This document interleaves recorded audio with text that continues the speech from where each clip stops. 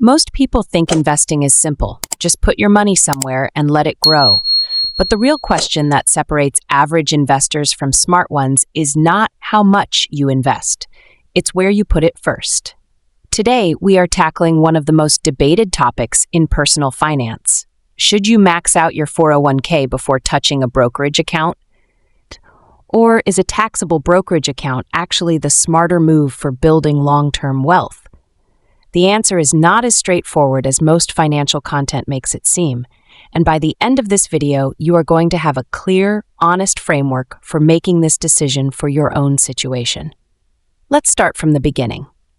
A 401k is a retirement account sponsored by your employer. You contribute money from your paycheck before taxes are taken out. That money grows inside the account without being taxed each year. You only pay taxes when you withdraw the money in retirement. In 2025, the IRS allows you to contribute up to $23,500 per year into a 401k if you are under 50. A taxable brokerage account is something entirely different. You open it yourself through any investment platform. You deposit money that has already been taxed as income. You invest it however you choose. Stocks, ETFs, index funds, bonds, there are no annual contribution limits, and there are no restrictions on when you can access the money. Two very different vehicles, both legitimate, both powerful.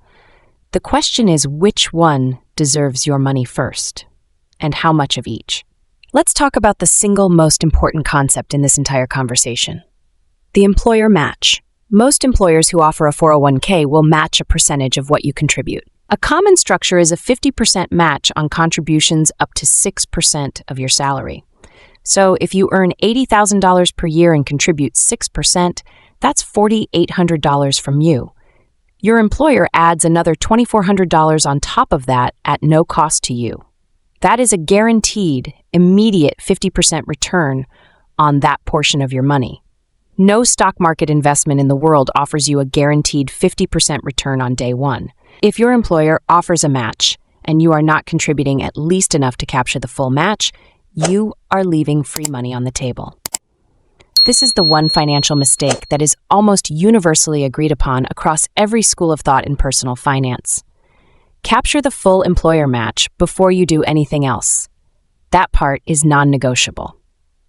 Now here's where the conversation gets more nuanced and more interesting. Once you have captured the full employer match, you face a genuine choice. Do you continue maxing out your 401k all the way to the $23,500 annual limit, or do you redirect some of that money into a taxable brokerage account? To answer that properly, we need to talk honestly about the limitations of a 401k that most people never mention. The first limitation is access. Money inside a 401k is locked away until you reach age 59 and a half. If you withdraw before that age, you pay ordinary income tax on the withdrawal plus a 10% early withdrawal penalty. That penalty can be devastating. If you are 40 years old and need $20,000 from your 401k for an emergency, you could lose $5,000 to $7,000 of it immediately to taxes and penalties combined. The second limitation is investment choices. Inside most employer-sponsored 401k plans, you are limited to the investment options your plan administrator selects. Often that means 15 to 30 mutual funds, some of which carry high expense ratios that quietly eat into your returns year after year. You cannot buy individual stocks, you cannot buy most ETFs, you are working within a restricted menu. The third limitation is fees. Many 401k plans charge administrative fees in addition to the expense ratios inside the funds themselves. These fees are small percentages, but compounded over 30 years, even a 0.5% annual fee difference can cost you tens of thousands of dollars in lost growth. None of this means a 401k is bad.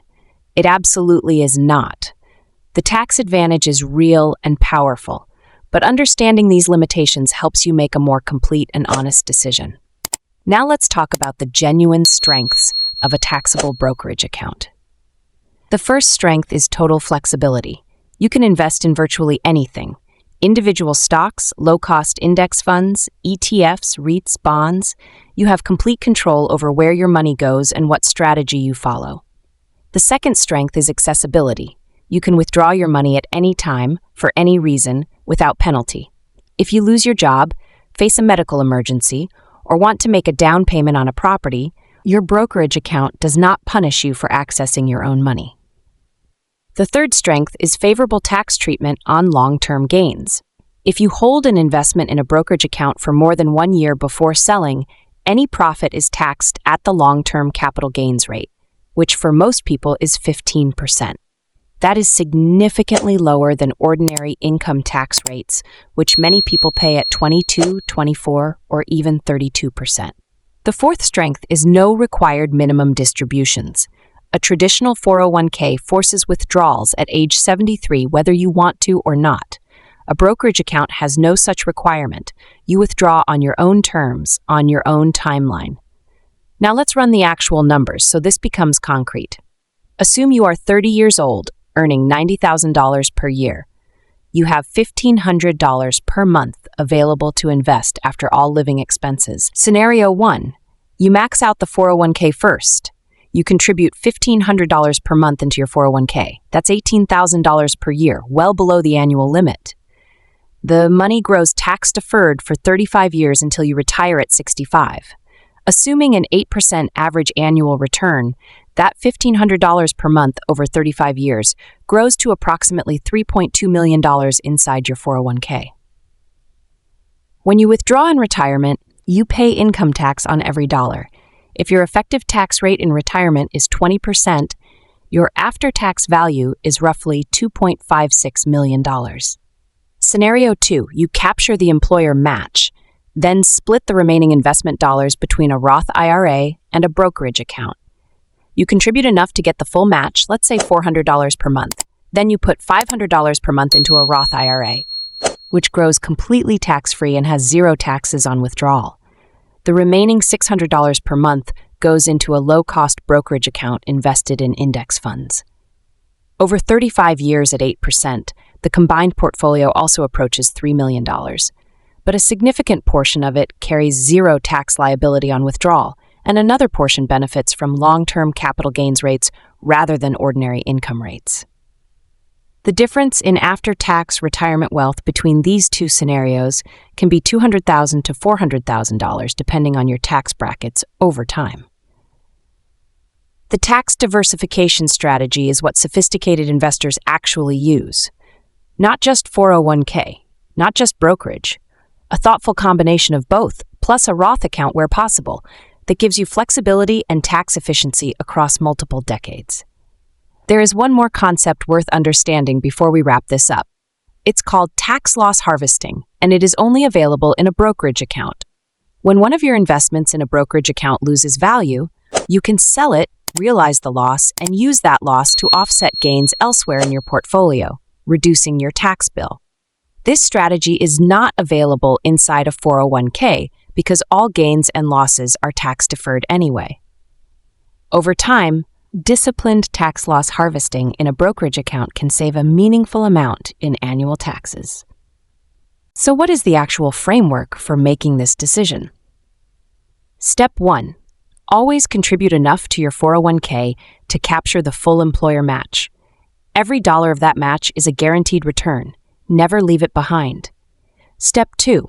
If your income is within the eligibility limits, max out a Roth IRA next. In 2025, the contribution limit is $7,000 per year. Tax-free growth and tax-free withdrawals make this one of the most powerful accounts available to individual investors. Step 3. Evaluate your 401k plan quality.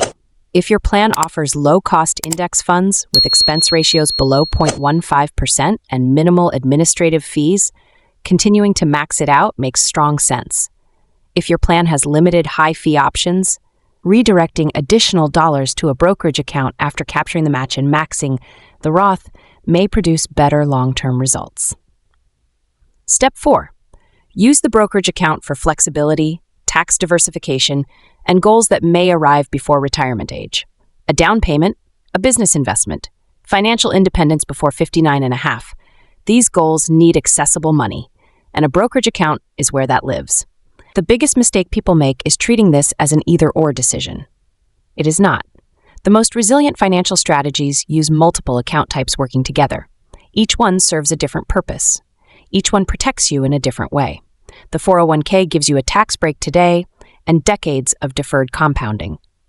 The brokerage account gives you freedom, flexibility, and favorable tax treatment on long-term gains. Together, they create a financial foundation that is genuinely difficult to disrupt. The goal is not to pick the perfect account. The goal is to build a system that keeps your money growing, keeps your tax bill manageable, and gives you options at every stage of your life. That is the real framework. And now you have it. If this helped you think more clearly about where your investment dollars should actually go, leave a comment below. I read all of them and I genuinely appreciate the conversation. Subscribe if you want more straightforward, honest breakdowns of topics that actually affect your financial life. See you in the next one.